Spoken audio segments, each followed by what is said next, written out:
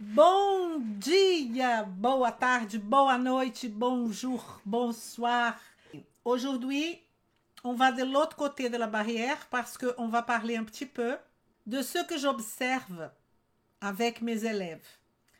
Je ne sais pas vous, mais vous savez, j'ai déjà eu beaucoup d'élèves en nutrition dans ma vie. Ils ont de difficultés que je voudrais discuter avec vous. Et peut-être vous allez vous reconnaître dans cette dynamique que je vais vous proposer aujourd'hui. Et on va parler aujourd'hui de ces 5 erreurs. Évidemment, j'ai mis 5, sinon on allait passer la nuit. 5 erreurs très fréquentes à éviter pour appliquer la nutrition fonctionnelle dans votre cabinet. Les jeux de 5 erreurs, c'est une métaphore que j'utilise pour vous montrer que ce sont des nuances parfois, que ce sont des détails que vous pouvez parfois laisser votre patient, votre client partir. Il ne reviendra plus. Parce que peut-être en regardant votre client ou votre patient comme ça paraît la photo supérieure, pareil à la photo numéro 2. Mais comme c'est un jeu de 5 erreurs très facile, vous voyez bien qu'on a ici le nuage, le bateau, il manque la voile. Vous voyez qu'ici, il manque les rayons de soleil. Ici, l'étoile de la mer. Et il manque ici cette coquillage. Bon, c'est fait mes 5 erreurs. Mais c'est une métaphore pour vous montrer que parfois, c'est très clair, ces erreurs. Ils sont très faciles à reconnaître, mais par habitude ou par manque de pratique ou par excès de pratique clinique, l'un ou l'autre, on ne voit plus. Et parfois, on va rater le succès de transformer notre client ou notre patient.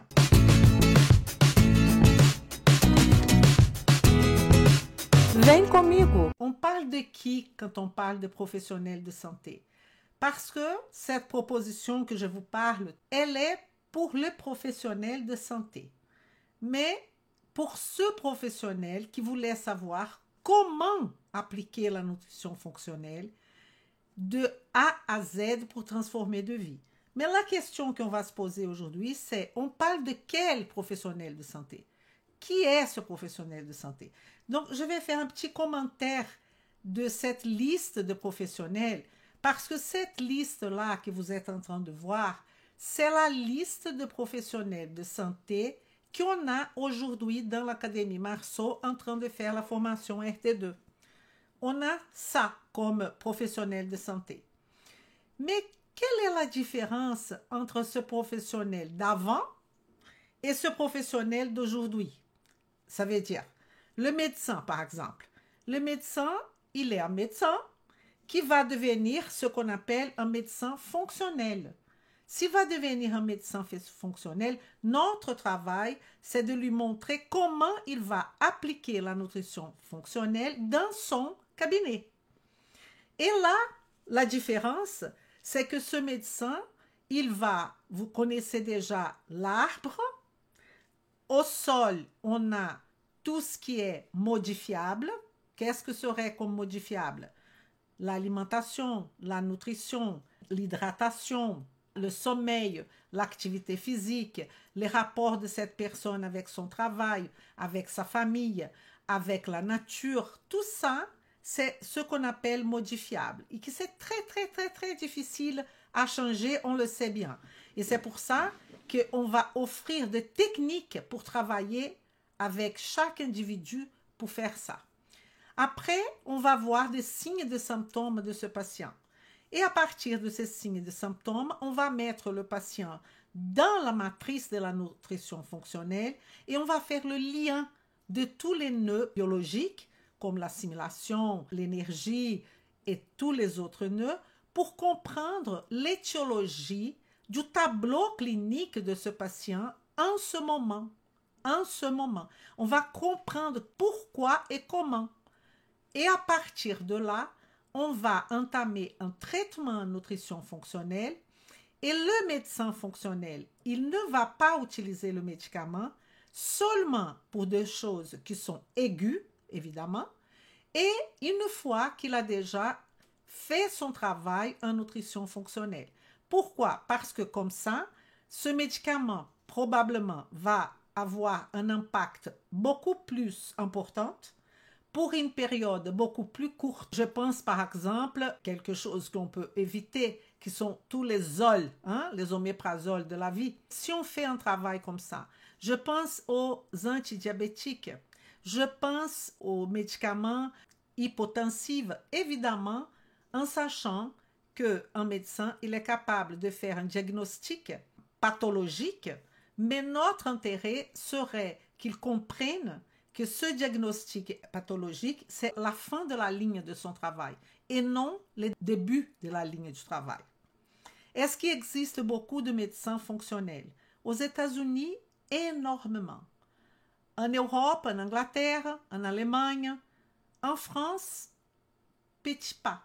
Mais on a déjà au moins des médecins qui sont préoccupés avec la nutrition. Et là, en parlant d'appliquer la nutrition fonctionnelle, je voudrais vraiment éclaircir quelque chose aujourd'hui pour vous, parce que mes élèves, parfois, quand ils rentrent dans notre formation, on demande un questionnaire. Et là, je demande, est-ce que vous avez une expérience avec la nutrition fonctionnelle? Et il y en a parmi vous qui me répondent, oui, j'ai une expérience en nutrition.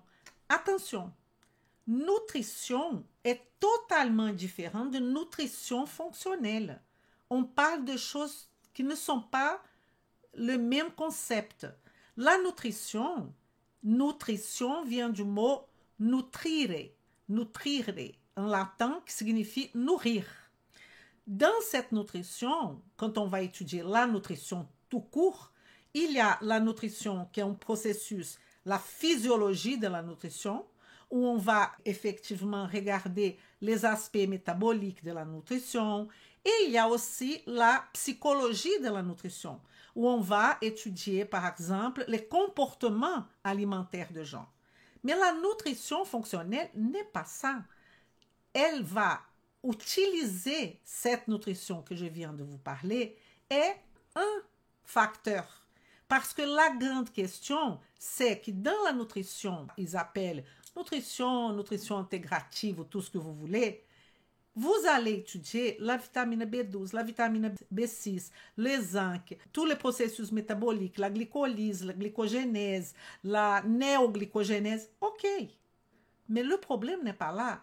Le problème, c'est que tout ça doit être intégré d'une façon structurée et d'une façon cohérente pour que je puisse traiter mon patient. Parce que le problème de la nutrition tout court, c'est que vous avez beaucoup d'informations, mais vous ne savez pas intégrer tout ce nœud biologique, tous les signes, tous les symptômes, et savoir, je commence par où, je fais quoi. Et là, qui va venir la naturopathe fonctionnelle, qui va arrêter de donner une plante pour une maladie quelconque. Elle commence le naturopathe fonctionnel, je me permets de dire ça parce que je suis une, c'est que je vois mes collègues et mes élèves naturopathes qui avant de faire la formation, qu'est-ce qu'ils font? Ils prennent le patient, ils écoutent leurs signes, les symptômes, ils commencent à traiter. Mais ce n'est pas du tout ça. Pourquoi? Parce qu'il n'y aura pas de transformation si vous ne comprenez pas les sols, la racine. Qu'est-ce qui est en train de promouvoir ce tableau clinique que vous êtes en train de voir devant vous, qui c'est les symptômes et le signe de votre client ou de votre patient. Et on peut aller un peu plus loin parce que vous allez me demander, Elisa, qu'est-ce qu'une kinésithérapeute? Comment ça, kinésithérapeute, dans mon avis, que tout le monde pense, un kiné, c'est un kiné. Il ne fait rien d'autre. Alors, c'est ça que je voudrais vous expliquer. Le kinésithérapeute fonctionnel, il est expert d'un nœud biologique. C'est le nœud de l'intégration où on va discuter tout ce qui est musculaire, tout ce qui est articulaire. Donc, ce nœud, qui c'est le nœud qui est l'intégration aussi membranaire de toutes les membranes du corps, etc., et des articulations, il est un spécialiste. Mais ça, il peut devenir fonctionnel. Pourquoi? Parce que si son patient, on va prendre un exemple, il a un problème de genou, ce kinésithérapeute, il va constater qu'il va faire je ne sais pas combien de traitements sur le genou, mais si la personne a une inflammation chronique de bas grade, il ne va pas résoudre le problème de la personne. Et cette personne va revenir. Donc, il va falloir faire une action beaucoup plus large que sa fonction de kinésithérapeute. Donc, ce qu'il va falloir apprendre, et c'est là comment appliquer la nutrition fonctionnelle, c'est comment ces éléments, on va le transformer en quelque chose de concret pour votre client ou votre patient. Si je parle par exemple de pharmacien, pourquoi j'ai mis en reconversion?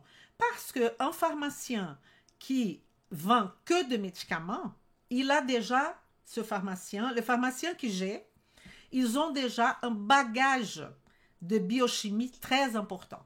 Donc, ils vont très vite parce qu'ils comprennent cette partie de la biochimie. Le problème qu'ils ont, c'est de se détacher du médicament et comprendre que cette biochimie qu'ils connaissent, il va falloir voir quels sont les impacts du médicament qu'ils vendent dans la population. Et là, c'est presque une révision ou un repositionnement professionnel. Parce que le pharmacien, il sera à peu près en reconversion. Vous comprenez? Reconversion de sa vision totalement différente d'une vision d'un pharmacien classique. Et la même chose, si je vous ai donné le kinésithérapeute, la même chose va fonctionner pour l'ostéopathe, pour les chiropracteurs, pour le dentiste. Mon Dieu, le dentiste fonctionnel, il va avoir une action sur la qualité non seulement des matériaux qu'il va utiliser dans la bouche du patient, mais il va parler à son patient de nutrition, il va parler de micronutrition, il va parler de macronutrition, il va regarder que son patient a un problème parodontal qui est en train de mettre tous les corps du patient en inflammation chronique ou vice-versa. Il va prendre en compte que son patient est diabétique, il va intervenir. Il va intervenir, tous ces gens-là vont intervenir sur le plan de vue de la nutrition fonctionnelle. C'est pour ça que la nutrition fonctionnelle est une stratégie qui permet à tout le monde d'intervenir parce qu'il n'y a pas de médicaments, mais il y a une vision intégrative, et j'aime pas trop utiliser ces mots, parce que quand on utilise les mots holistiques, que je constate dans quelques formations, il n'y a rien d'holistique. Holistique, c'est quand vous faites le lien entre un problème de cancer et vous allez chercher le pourquoi et le comment. Ce n'est pas pour culpabiliser le patient, loin de là, mais c'est pour comprendre cette démarche et pour que ça ne se répète plus. Combien de personnes que vous connaissez sont traitées par un cancer de sang et après quelques années, ça revient. Mais ça revient. Pourquoi? Et là, on peut rentrer avec plusieurs théories. On peut même mettre des théories spirituelles, religieuses. Mais si on laisse tout ça de côté, est-ce que vous avez regardé le mode de vie de cette personne qui a eu un cancer de sang et qu'est-ce qu'elle a changé effectivement pour plus avoir ce cancer-là? C'est ça qui m'intéresse concrètement. Et qu'est-ce qu'on voit? On voit, c'est pas moi dans mon cabinet avec ma centaine de patients. Non. Qu'est-ce que les études montrent? C'est que les facteurs épigénétiques ont un poids, mais un poids absolu dans cette question. Et la personne n'a pas beaucoup changé son mode de vie. Elle continue un peu sédentaire, elle continue à manger ce qu'il ne fallait pas, elle continue presque à avoir le même mode de vie qu'elle avait avant, sinon pire, parce qu'il y a pas mal de personnes qui vont la conseiller, comme vous avez eu un cancer, maintenant, prenez plaisir, faites-vous plaisir, mangez n'importe quoi, et la fameuse théorie de on mange de tout, on peut tout manger. Malheureusement, on ne peut pas tout manger. Pourquoi, Elisa, on ne peut pas tout manger? Parce qu'on est dans une civilisation que dans ce tout manger, il y a un pourcentage énorme de produits qui sont des produits fabriqués par l'industrie. On vient d'avoir des formations sur les oméga 3.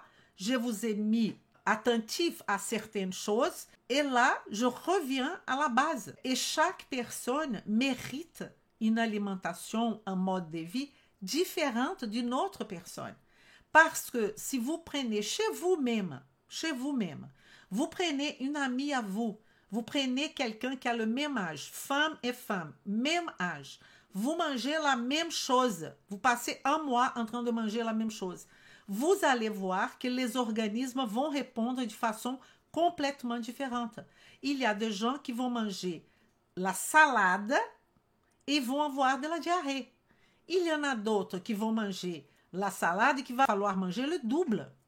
Il y en a d'autres qui ne peuvent pas manger la salade. Et si c'était aussi simple, si tout était aussi simple, on ne serait pas là en train de parler d'une situation qui nous fait trop peur, qui est à chaque jour dans mon cabinet, je vois de plus en plus de maladies gravissimes, des maladies de cancer, de diabète, des diabètes type 2, des Alzheimer, beaucoup de maladies. Pourquoi? Qu'est-ce qui a changé? L'homme n'a pas changé autant que ça. On continue à avoir 32 dents, en sachant que le changement, c'était les 4 molaires, évidemment. On sait que notre canine, elle est plus plate parce qu'on n'a plus l'habitude de faire comme ça, de tirer l'aliment. Et le foie, c'est le même foie. Et le rein, c'est le même rein. Donc, avant, il y avait toutes les bactéries, on ne savait pas comment faire. Aujourd'hui, il y a non seulement les bactéries, on a augmenté. Il y a des virus, il y a un mode de vie qui ne va pas du tout. Et je ne suis pas là pour juger. Je suis là pour appeler la légion de professionnels de santé qui veulent participer avec moi de cette lutte. Et c'est pour ça, lutte, quelle est la lutte? La lutte, c'est la transformation de vie. Votre travail est d'inspirer la population à changer leur histoire. Et ainsi, changer, transformer leur vie vers la santé avec vitalité positive. Et là, vous pouvez me demander, Elisa, quel est votre travail? Mon travail, c'est de vous inspirer à exactement changer votre histoire pour transformer votre vie. Parce qu'en transformant la vie des autres, on transforme la nôtre. Mais il faut commencer à vouloir rentrer dans ce monde de la nutrition fonctionnelle pour transformer de vie. Alors, j'ai mis cette photo parce que je ne sais pas, mais mes élèves et moi-même, on a déjà passé par cette situation. On va parler des erreurs. Les premières erreurs, c'est de vouloir donner une solution au premier rendez-vous ou à la première consultation que vous voyez votre client ou votre patient. Ça, c'est une grosse erreur. Et je vois mes élèves en train de commettre ça tout le temps. Pourquoi, Elisa? Parce que vous cherchez de donner une solution à quelqu'un dans le premier. Vous faites tout de suite un menu. Menu, déjà, c'est n'importe quoi, hein? Fait un menu. Mais enfin, un plan alimentaire où vous dites à la personne de prendre une plante quelconque, ne faites pas ça. Pourquoi? Parce que vous n'avez pas une étude de cas personnalisée. Vous êtes en train de faire n'importe quoi. Vous êtes d'accord avec moi? Vous ne connaissez pas les antécédents de ce patient. Vous ne savez pas les déclencheurs qui ont déclenché la situation, les signes et les symptômes que votre patient est en train de vous décrire. Vous ne connaissez pas l'histoire de vie de votre client ou de votre patient.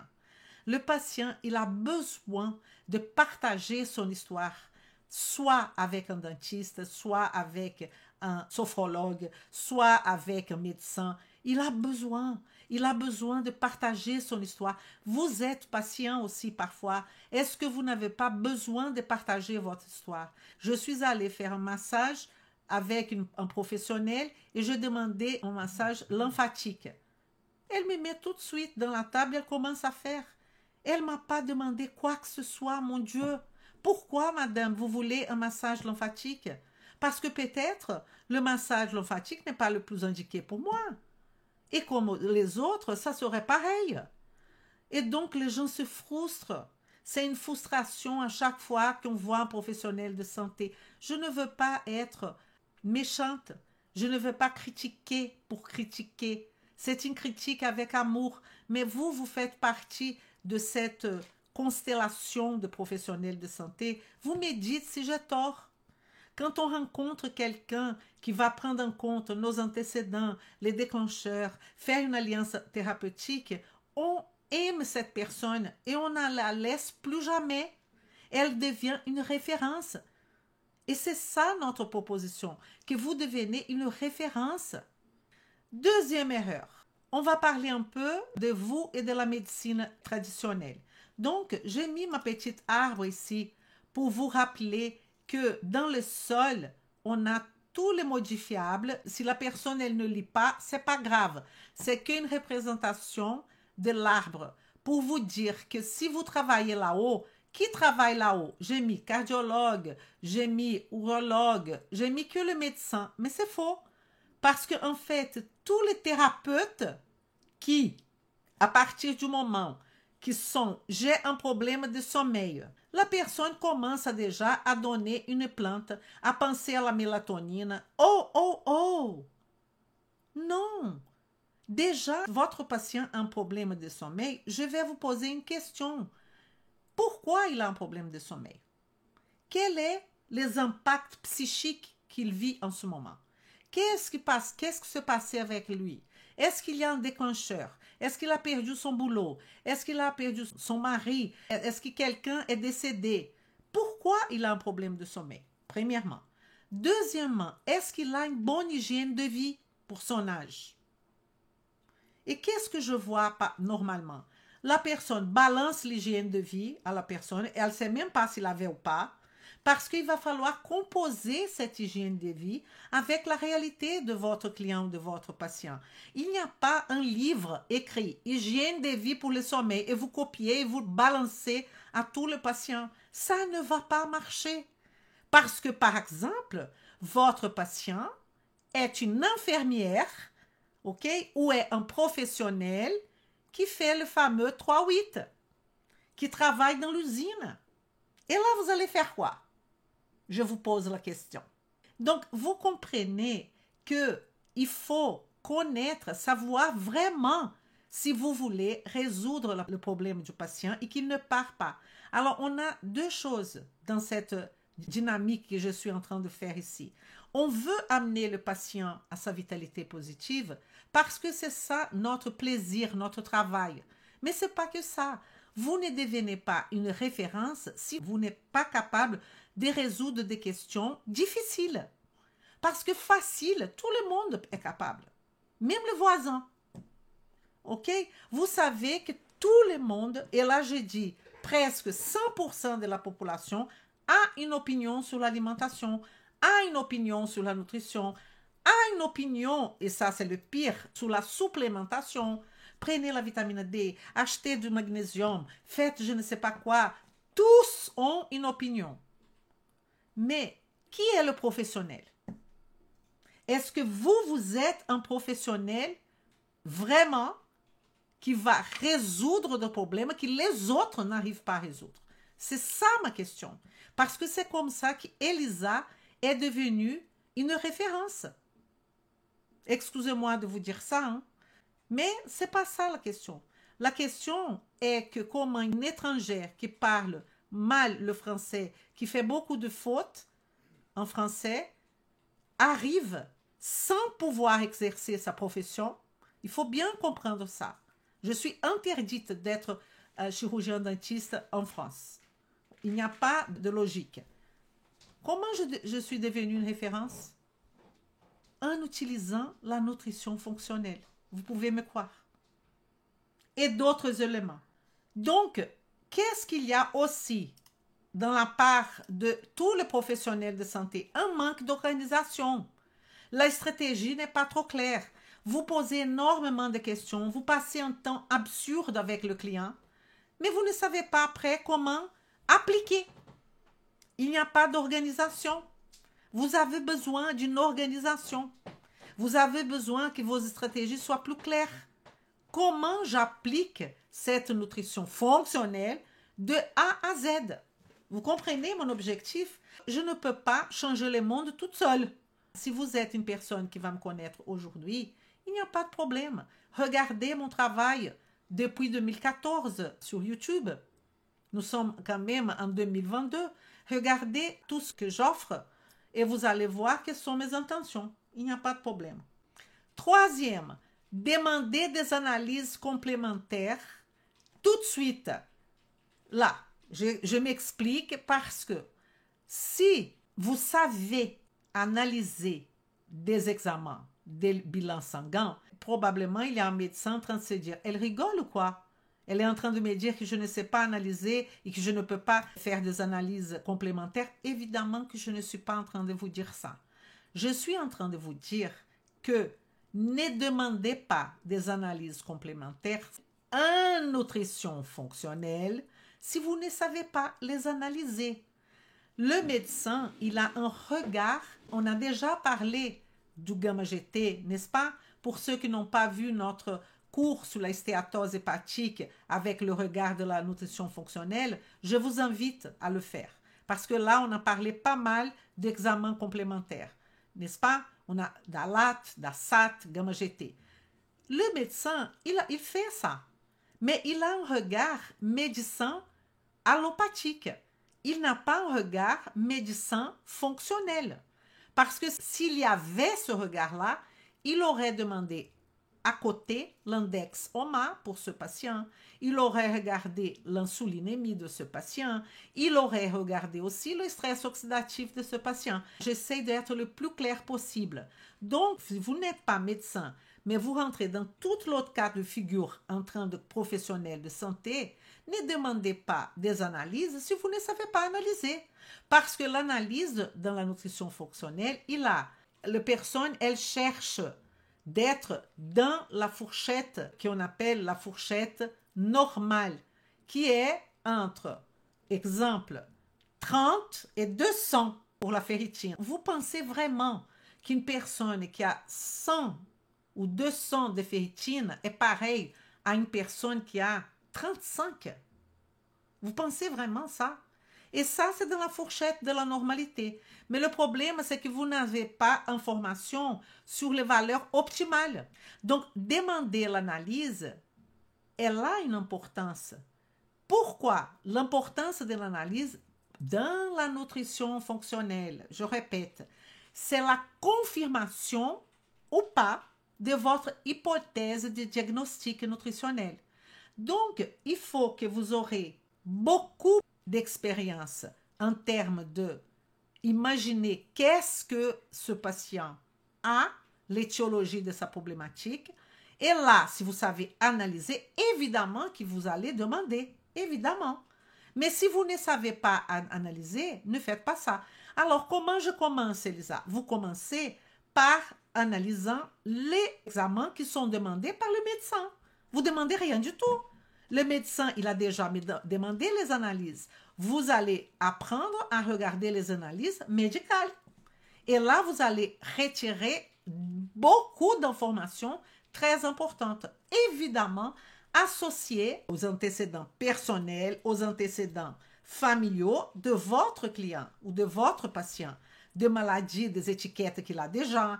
Donc, est-ce que c'est facile? Non. Si c'était facile, je ne serais pas là en train de vous parler de tout ça. Mais est-ce que c'est possible? Mais évidemment, il va falloir avoir le courage de brûler ce pont, de rentrer là-dedans. Donc, on utilise plutôt pour la confirmation des hypothèses. Quatrième erreur, donner des conseils non participatifs. Qu'est-ce que c'est ça, Elisa? C'est que normalement, les professionnels de santé, et je parle de tous les professionnels de santé que j'ai déjà donné la liste quand on a commencé. Normalement, vous donnez des conseils non participatifs. Ça veut dire, madame, vous devriez marcher plus. Le kinésithérapeute peut dire ça, un médecin peut dire ça, un naturopathe peut dire ça. Mais comment vous allez intégrer cette marche dans la vie du patient? Parce que dire aux gens qu'il faut faire de l'activité physique, qui ne sait pas ça? Qui sait qu'il ne faut pas fumer? Qui, dans ce monde qu'on vit, dit « Ah, moi, je ne savais pas qu'il ne fallait pas fumer. Ah, moi, je ne savais pas qu'il fallait faire de l'activité physique. » C'est pas ça la question. La question, c'est que est-ce que votre patient est en pré-contemplation? Il pense que le problème qu'il a, l'activité physique n'a rien à voir. Et donc, quand vous dites faites l'activité physique, il ne va pas le faire. Parce que pour lui, il a un problème dans le genou ou vous dites un aliment, les naturopathes adorent de dire enlever le gluten, enlever le lait. Ils adorent dire ça. Et le patient, il va enlever pour un moment, mais il a une sinusite. Il va dire, mais quel est le rapport? Ça, c'est donner des conseils non participatifs. Et là, on va parler de l'andragogie. Qu'est-ce que c'est l'andragogie? C'est l'apprentissage de l'adulte. L'adulte ne fait rien, il n'apprend rien s'il ne voit pas la raison pour le faire. Rien. Je vais apprendre la guitare, à jouer la guitare, si je trouve, moi, Elisa, une raison pour le faire. Mais si vous me dites, Elisa, détendez-vous, va jouer la guitare, ça va vous faire du bien. Non, c'est pas comme ça que ça passe. Il faut donner à votre client ou à votre patient de la responsabilité. Je vous donne un exemple. Un patient a eu un AVC. Il va chez le médecin. Évidemment, AVC aigu. Il est sauvé à l'hôpital au moment de l'AVC. Qu'est-ce qu'ils vont lui donner? Ils vont lui prescrire un antibloquant. Ils vont lui prescrire l'aspirine. Ils vont lui dire de faire l'activité physique, pas maintenant, d'attendre un peu.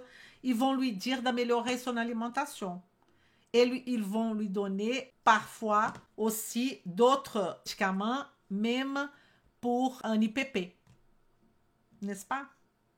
Un bêta-bloquant, un IPP. Normalement, c'est ça. Hein? S'il constate que peut-être il a du diabète, on peut commencer une metformine associée. Et c'est ça la vie de ce patient. Et qu'est-ce qui va se passer? Il va faire, après un examen pour voir l'état d'effort physique, il va continuer à aller au cardiologue et après il va rester avec son médecin traitant et le cardiologue. C'est vrai ou pas ce que je vous dis? Et le médecin traitant, il va par exemple à la retraite et un autre médecin va le substituer. Qu'est-ce qu'il va faire? Il prend exactement ce qu'il prenait monsieur et il continue à prescrire. Et là, à un moment donné, le patient qui a eu l'AVC, il va dire, je commence à avoir un peu de crampes partout. Ah, c'est pas grave, il va lui donner quelque chose pour le crampes. Et il commence aussi à avoir un problème au niveau de l'intestin. Il y a un coup qui a de la diarrhée, un autre coup où il passe très longtemps sans aller aux toilettes.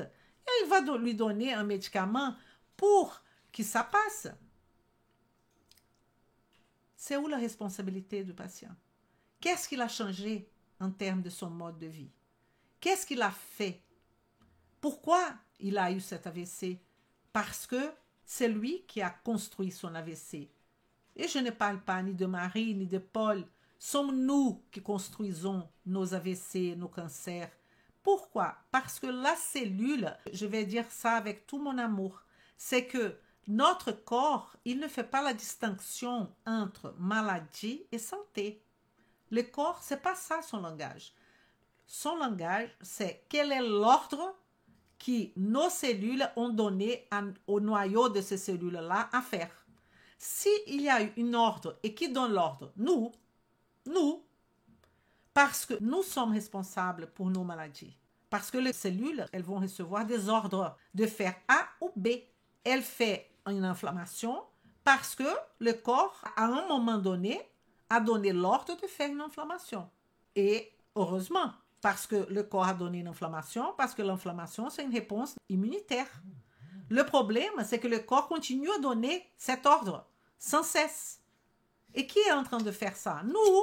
Donc, il y a un besoin d'une éducation nutritionnelle. Quand je dis nutritionnelle, ce n'est pas que l'alimentation. Éducation tout court, éducation de mode de vie, éducation de sommeil, éducation de comment gérer les événements qui m'arrivent. Le travail, il est colossal. Il est colossal. Mais il faut savoir par où commencer. Quelles sont les priorités du traitement? C'est ça la roue de la transformation en fait. C'est ça que je vous présente aussi. Et un autre erreur, prescrire de supplémentation sans modification comportementale. Qu'est-ce que vous voulez dire, Elisa? Je veux dire que vous êtes en train de prescrire la plante, la phytothérapie, l'aromathérapie, la nutrithérapie. Comme il y a des patients qui me demandent, imaginez-vous combien de messages Elisa reçoit par jour en me demandant de conseils. Qu'est-ce que je prends pour mon problème de sinusite? Qu'est-ce que je prends pour mon problème de cancer? Et même, qu'est-ce que je prends pour des problèmes de herpès? Mais l'herpès, c'est une baisse immunitaire. Et le patient, il n'a rien changé dans sa vie et vous êtes en train déjà de prescrire. Vous prescrivez la plante A ou l'aromathérapie ou le je ne sais pas quoi. Pourquoi vous faites ça? Expliquez-moi pourquoi vous faites ça. Pourquoi vous avez ce besoin de prescrire avant que le patient assume sa vie? Parce que comme je vous ai dit, vous êtes l'inspirateur ou l'inspiratrice du changement. C'est votre responsabilité de promouvoir le changement dans le comportement de votre patient. Et vous pouvez lui dire ça, parce que mes patients, je leur dis ça clairement. Qui suis-je? Je ne peux pas vous donner la plante A sans que vous faites un changement. Pourquoi? Parce que je ne passe pas 24 heures avec vous en train de dire attention à ça, attention à ça. On ne peut pas. Il faut un déclic. Ça, c'était la fin de mon 5e erreur. On fait un petit récap, donner des solutions au premier rendez-vous. Centrer sur la maladie ou sur les signes et symptômes du patient et commencer à traiter tout de suite, sans vraiment connaître le patient.